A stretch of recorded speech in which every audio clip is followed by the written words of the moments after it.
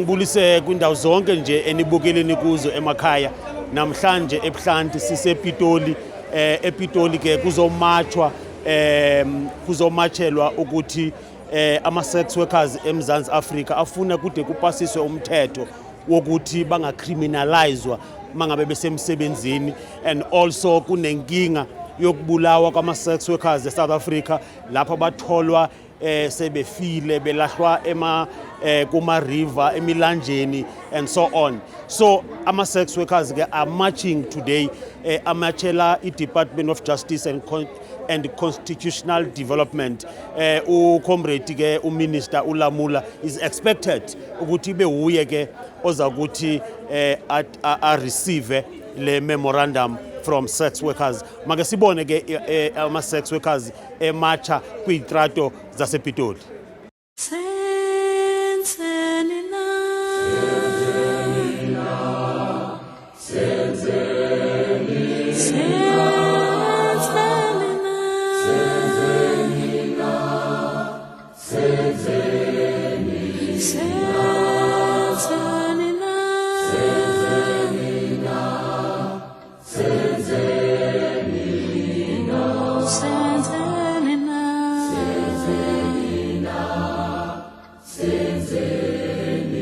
What have we done?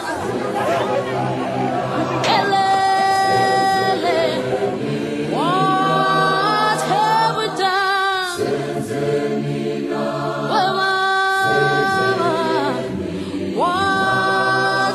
we done? What have we done?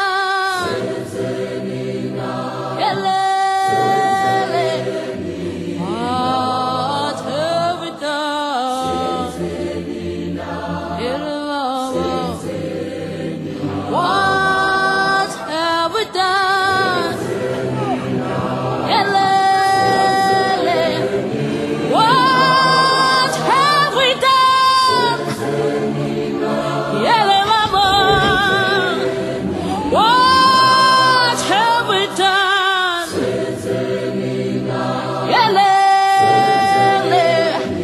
What have we done?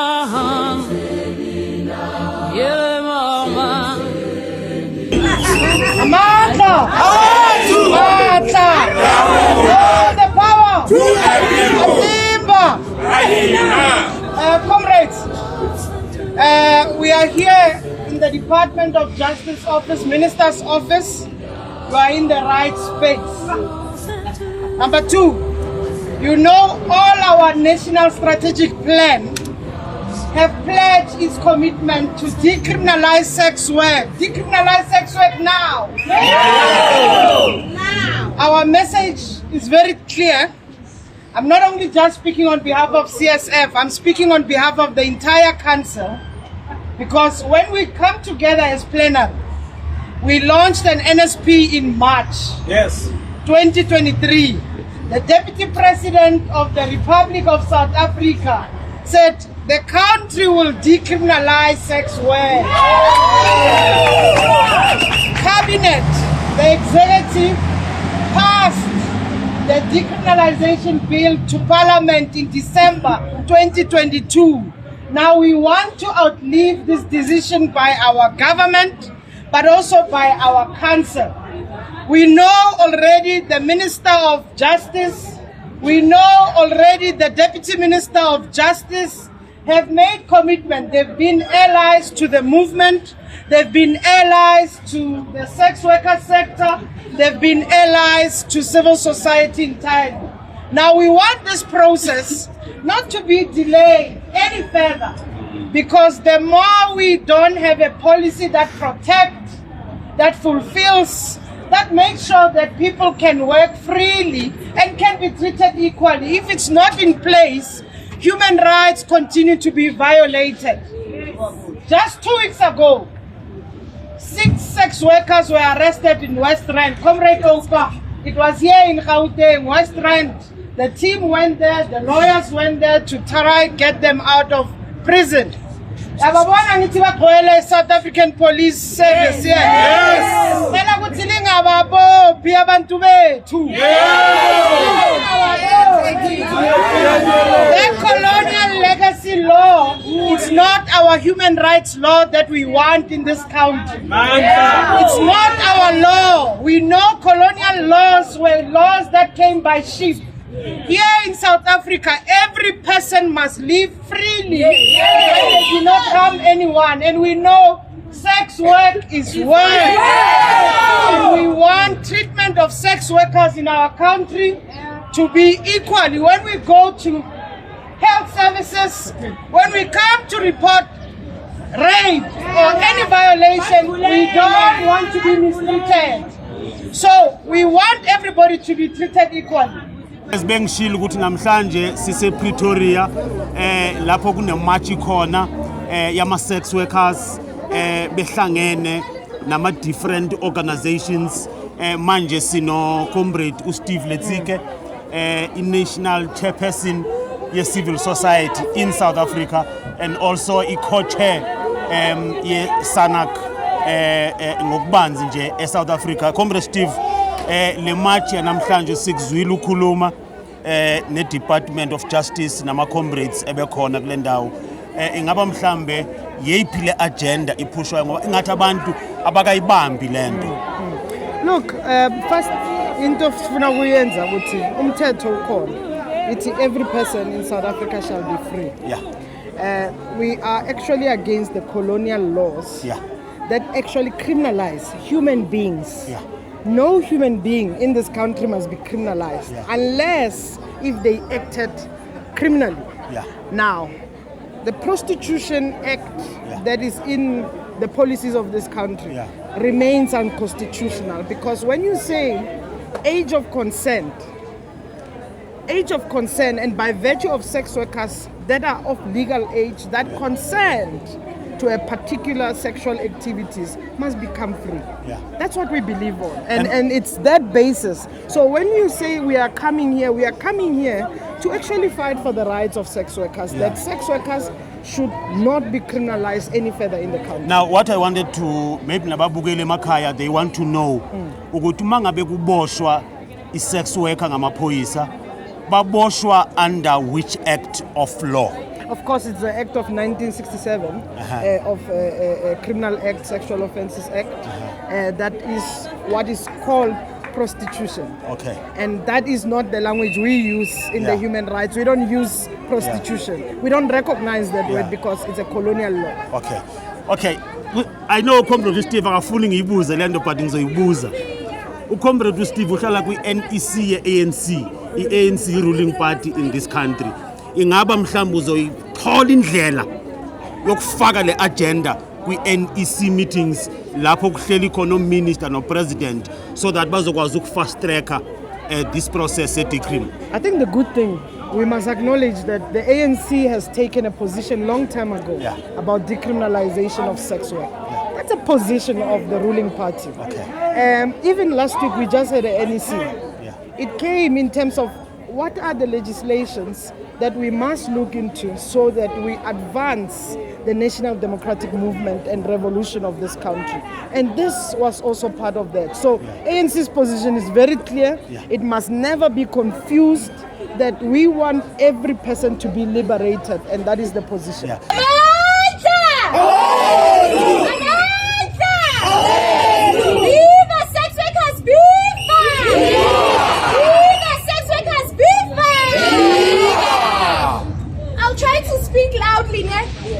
But thank you so much to everybody who's here today. From the sex worker sector, we thank you for your support. We thank you. We will continue to support the decriminalization of sex work. We will not stop until we get to decrim. Sibabonile ke osister bethu no brother bethu bemarcha kwitrato zasePitoli. Make sihambe ke siye breakini, stay tuned. Mangabe sesibuya ke breakini make sibone nje ukuthi kwenzekani la phambi kwalama office Department of Justice ngoba kunezikhuluma ezikhulumayo ke sizwe nje ukuthi bathini ngoba thina umdla wethu as Ebuhlanti njengokuyazi ukuthi iprogram yamadoda yithi aba-accuswayo ngokubulala abantu masingasafuna ukukhokha ikwayithi abantu abangama-client kulama-sex workers so si-involved and si-directly involved. There's no way ukuthi we can turn a blind eye kwizinto ezifana kunye nalezi.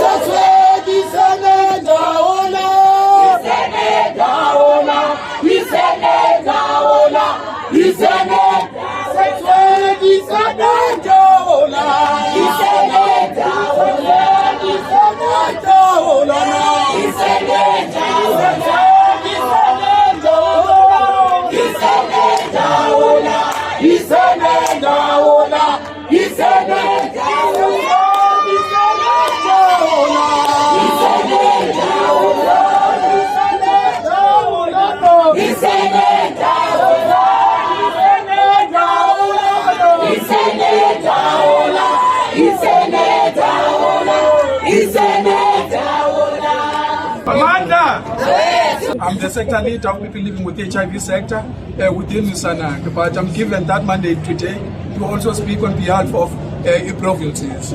There's 18 sectors and 9 provincial chairpersons of Sisonke Civil Society Forum. We are here to pledge our support to sex workers for decree of sex work. The more our government is delaying decree of sex work, is the more our sisters and brothers that are in the industry of sex work are being violated by system of the law enforcement. Is the more our government are reversing back our gains that we have made to fight the scourge of HIV/AIDS in South Africa. So we are making a call to our government to speed up the process of decree, and we will continue fight for decree in South Africa. Amandla! Awethu! Sex work is work! Amandla! Bengithembisile ke ngathi sizoba no comrade Umluleki Uzazini. Comrade Umluleki Uzazini i-national chairperson of i-sector of people living with HIV in South Africa. Comrade Umlu, njengoba benilana ngizwile nawe ukuthi your sector of people living with HIV iyayisupporta le march, iyayisupporta i-decree, but isho ukuthini le campaign kubantu emakhaya ababukele abangena idea ukuthi ikhulunywa ngani? Okay, okokuqala masibulele elithuba lokuthi people living with the HIV sector within Sisonke, where we have 5 organizations, INAPWA, ISANARELA, Treatment Action Campaign, Positive Women's Network, and Positive Action Campaign. We are here to pledge our solidarity, firstly, to sex workers within Sisonke and in general within South Africa. To us as the HIV sector, this march it will assist us kule fight esiyenzayo yokuthi senze sure ukuthi sex workers as human beings, firstly, when besebenzisa i-condoms and when bekumsebenzi wabo ku-sex work during night bephethe i-condoms kuma-pes wabo, amaphoyisa they must stop violating their rights, arresting them because babona lama condoms, because to us sibona njengendlela ukuthi reverse back zonke igains eselisizenzile to fight i-HIV infection rate ukuthi ingakhuphuki. So ngokwenza kanjalo we will continue to support i-sex workers ingaviolatewa i-rights zayo, siba-motivate nokuthi mabesiya ezikliniki to get i-healthcare services baye be-freely, bangabi nento ukuthi bazawujajwa because of sexual orientation. But isithini nge-attitude yamajita Comrade Umlu, because men out there you know we are clients, we won't deny that because we are on TV, we are clients, but manje umuntu bengasafuna ukukhokha and then umuntu ambulale adambe ibhodi somewhere next to the river and all those things. Don't you think it's high time that within sector of people with HIV we start to activate immense movement? so that we are able to address these issues? Thank you for raising that issue. I think, yes, it is high time as a HIV sector, even ourselves, to make sure within the sector we establish a program where we will go out and sensitize our communities, especially men, about the rights of sex workers, because the same sex workers are our sisters, are our mothers, and even those male sex workers are our brothers, our boys. So it is important to tell them about the rights of sex workers and to uphold all these rights and making sure that when they are engaging to this work, it is necessary for them to pay. Because if they don't pay them, they are here, this is business. And if they don't pay them, there's someone who's suffering at the end of the day, because they are working here to support their families. They are working here to go to school. They are working here to make sure they take their children to school as well. Fortunately, babukele makhaya aniyazi le ndoda mina ngiyayazi kwi-leadership yayo kunabefundisi abaphuma kuma different organizations including iSanarela. How do you feel about pastors who are using scriptures, religion, ukuspreada hate ebantwini? Nizizwa kanjani as a sect, and how are we going to mobilize abefundisi, not only Christians but nje i-faith sector as a whole? We thank you for raising that. We are very disappointed with those acts, because when we see the pastors and reverends as people living with the HIV sector, we see them as a place where you feel discomfort. Then you can reach out so that you can get support spiritually, you can get support even physically from the pastors, so that whatever you thought about, it's these cases, sometimes they result us to make wrong decisions, committing suicide, because we don't get support where we're supposed to get support. We are so fortunate that within the HIV sector we have Sanarela. These cases, Sanarela within us, they are addressing these cases. Fortunately, by tomorrow we are going to have a meeting as leadership of this sector. One of the issues that we are going to discuss is the issue of the sex work, decriminalisation of sex work in South Africa. What is our position? What is our agenda as the HIV sector in support, in solidarity, the sex workers? Ake simzwile ke uComrade Umluleki uzazini oyi-chairperson ye-sector of people living with HIV in South Africa. Sizwile ke indlela ayibeke ngayo uComrade nokuthi bazayisupporta njani le sector.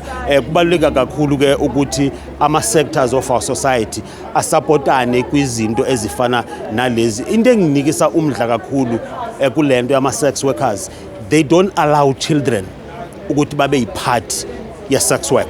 They are very clear, their policies are very clear. I hope nani lapho emakhaya njengabazali anizuvumela abantwana bafike no plastic benza i-sex work be-underage. Kubalulekile lezi zinto ngoba nale decree izohamba ihambe njengoba izaba ngomthetho izifake izinto ezinjalo to ensure that our children are protected. Sisikholisilana namhlanje sibonile kwenzekeni nimachile bekumnandi besikhona nathi sizosupporta to show ukuthi nathi si Ebuhlanti we don't support ukubulawa kwabantu noba umuntu uyini noba uyi-sex worker noba uyini ukubulawa kwabantu we don't support, but besides ukubulawa kwabantu yeyiphi eyona nto benizele lana kuma offices e-Department of Justice and Constitutional Development? Ngibonga kakhulu Prof nesupport eniyenzile ukuthi nisijoine namhlanje. Ilanga lethu la namhlanje libaluleke kakhulu, but ngine mixed feelings about the day, because we have been doing this advocacy work for more than 20 years with amanyama organization like or Sex Worker Education Advocacy Task Force Usweti or ASIJIGI, that comprises of individuals, organizations and individuals, people. No, Sisonke, it has been 20 years, more than 20 years, advocating the decriminalisation of adult consenting sex workers in the country.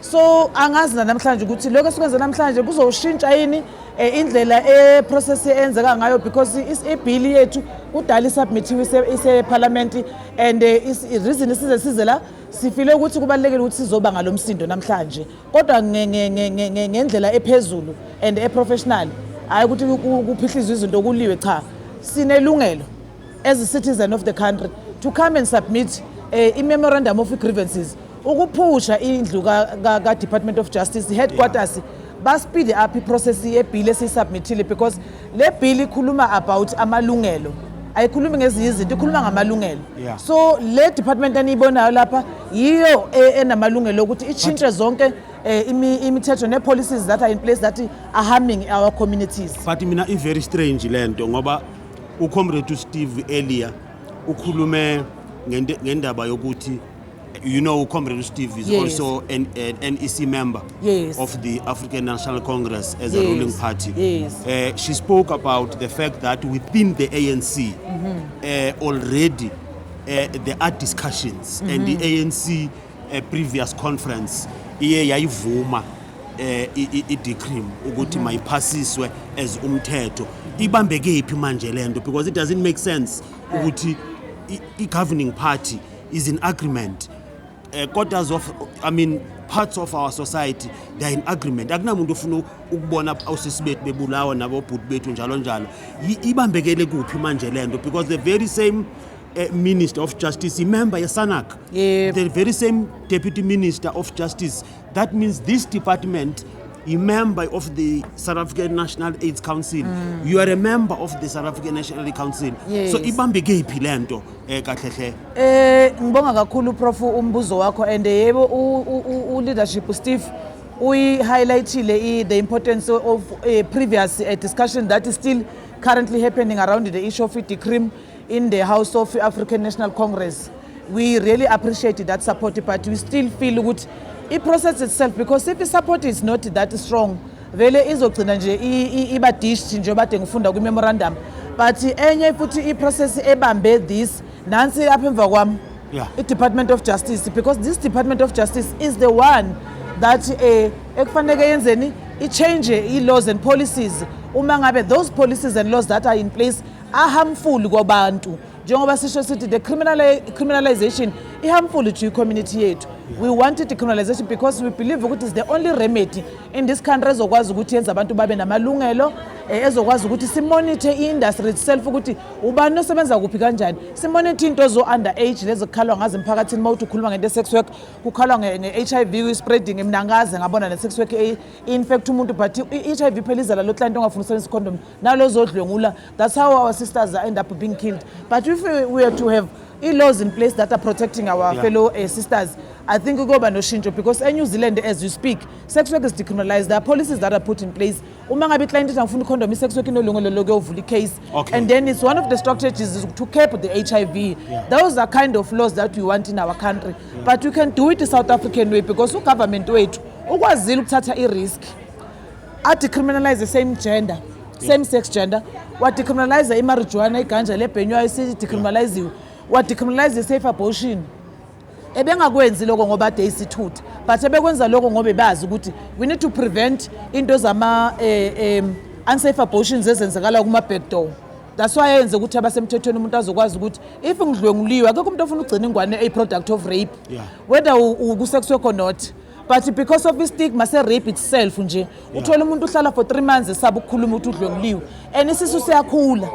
And lapho secabanga khona ukuthi awenza uabortion sekunzima baze bayoko back door. But if we were to have be in the country where free stigma of services and any challenges people that are facing, kubalekile so that communities wethu zizokwazi ukuthi uma ngabe yazile ukuthi namhlanje udlwenguliwe uyakwazi usex ukuthi afika atshela unesi ukuthi ngidlwenguliwe client izola ngithi siku business ngidlwenguliwe client izolo unesi and the client usibani and ngiyamazi khabo uma emazi or either kamazi, but then I need to have access to the PrEP services. so that ngi-prevented the unplanned pregnancy. Okay. Uma ngabe u-general community ufemale naye udlonguliwe fanele akwazi ukukhuluma akwazi-ke emaklinikhi ama-health facilities wethu ama-legal facilities wethu ane-stigma too much, which then makes people to sit nalezo sisu se-rape and then umuntu uyaqala give birth to a product a rape of umntwana angazomfuna nasemhlabeni. Izinto ezinjengalezo sifuna ukuzivikela. We need to know ukuthi usex worker ePitori for an example bayingakhi and basebenza kuphi, are they knowing i-status sabo, ba-registered bana 18 sebenza against the underage. So in order for us to be able to monitor all of that, government needs to open mind zakhe ukuthi it's high time, because this is long overdue. Yeah. It's not only about the people that are engaging in the sexual industry, because people are engaging with intimacy in any way. Yeah. But the decriminalization is about protection and the rights, because people are still going to do it, whether we remain criminalized or we become legalized or we become the Nordic model. They will do it people anyway. will do it anyway. And then But in order for us to prevent all the concerns that the country is bringing to our attention, we need to decriminalize sex work in South Africa. See, from here, it's in a roadmap. Okay, roadmap here I know from here. I know for instance ukuthi nge-25 kuzoba dialogue at your offices. Yes. Lapho nizohlanganisa abefundisi nama-sex workers in one room. Kuzoba ne-online dialogue as well. Lapho kuzohlanganiswa again ama-religious leaders with the media to discuss these issues. Apart from that, what else enizoyenza as office? Engikujabulela kakhulu nje ngibonge before ngiphendula umbuzo, engikujabulela kakhulu ukuthi usenarela nabanye abafundisi, you have taken this issue seriously by supporting sex workers, by coming to us and to say let's work together so that we teach each other ukuthi kahle kahle industry into enjani, nani nize ngomoya ongcwele ozobusisa izidingo eziningi ezenzakalayo, because sex workers themselves are church goers, sex workers themselves are parents, but sometimes abanye uthola begxothiwe kwizindlu zesonto. So kuyangijabulisa ukubona ukuthi uSouth Africa uyaleader in making sure ukuthi nizosebenzisana nathi, because le izonikeza i-opportunity kubabukele nje banibukele, nomunye umuntu osekhaya uzokwazi ukufunda ukuthi kahle kahle into yokujaja umuntu ayikho right. And into engijabulela ukuthi i-partnership esiza ngayo, it put people's first and it also recognize i-rights zabantu. Yabona, so leyo nto le ibalekile. So we'll wait for the deputy headquarters Ubaba Lamola response within 7 days as besishilo, but also will not stop to do the advocacy work, because the advocacy work we do it in different departments, but lena holder the power kakhulu. So we'll continue to educate even in community out there. Sinama training esizowenza no social development, because they've reached out to us to say come and work with us. We need to understand issue of sex workers so that bangazokwazi ukuthi mabekhuluma bagxeke or bajaje or badiscriminate umuntu. Izinto ezifana nalezo esizifunayo. And in South Africa also, it needs to be sensitized, because we feel ukuthi istigma sibuya na kwi-society, ngoba i-society uma uqala ukukhuluma nge-sex work ukhuluma nge-HIV, and we need to change ii-norms nezinto ezifana lezo ngoba kune-wrong information abanayo. The more nisebenza nathi is the more nizokwazi uku-understand. But I think this initiate, it will then show South Africa and also change the perspective of others, because some of the religious sectors behold powers eziningi around changing izinto ze-laws, and also amanye sector I think will be able to reach out to us, but i-plan nathi to work with other sectors like i-religious sector, konje le nenye le sintu eyinyanga konje bababizana traditional healers, because they are also influential when it comes to policies and things that need to change in the country, and then sosebenza namanye ama sector so that sizokwazi ukuthi sibheke ukuthi olupusha into esingalenza ngoba siyazi-availa and sithi South Africa we here, but come and work to us. Thank you so much babukele emakhaya, bekumnandi ukuba no Siskholi, comrade Mluleki, ucomrade uSteve Letsike. Mangithi nje lapha emakhaya sisePitoli ngcinzilili.